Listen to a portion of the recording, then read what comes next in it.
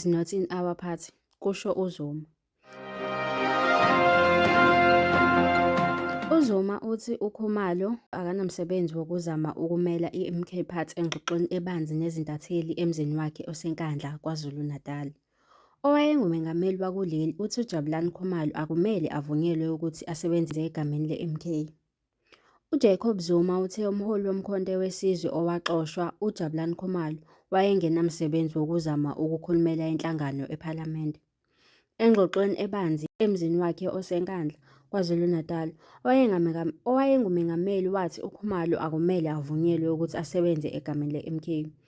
UKhumalo uphezulu ohlwini lweqembu ngemuva kokubonakala kwehlukile ukwenza izinguquko ezidingekayo.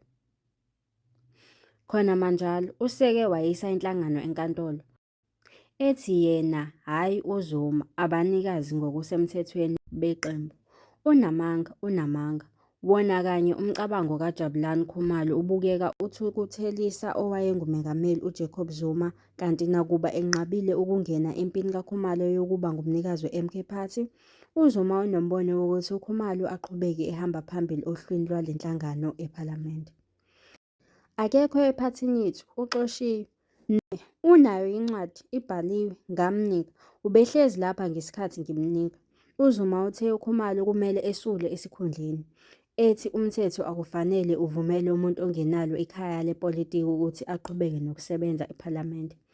Alikho iPhalamende elizokuphoqa ngelungu elingekho eqenjini lakho. Angaya khona ayokhombisa ubulima bakhe.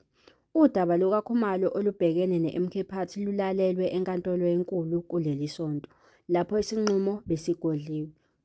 Khona manjalo, eNkandla, umholi weqembu lomkhonto wesizwe uJacob Zuma uwuchithile umbono wokuthi ucikwa yindodakazi yakhe, uDuduzile, ukuze aqhubeke ebambe iqhaza kwezombusazwe. UZuma ukhulumile ngokukhethekile engxoxweni ebibanzi emzini wakhe oseNkandla ngoLwesithathu. Loyo owabe engumengameli uzihlekele zonke izinselo zokuthi ubephushwa indodakazi yakhe ukuthi alungise i-ANC ngokusungula iqembu lomkhonto wesizwe. UZuma uthe indodakazi yakhe uDuduzile ayihlangene nesinqumo sakhe sokusungula i-MK Party.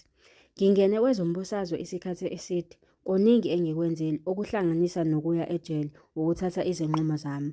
Omunye ngelinye ilanga uthi yile ngane uDuduzile eyenza uZuma athathe zonke izinqumo. Shame.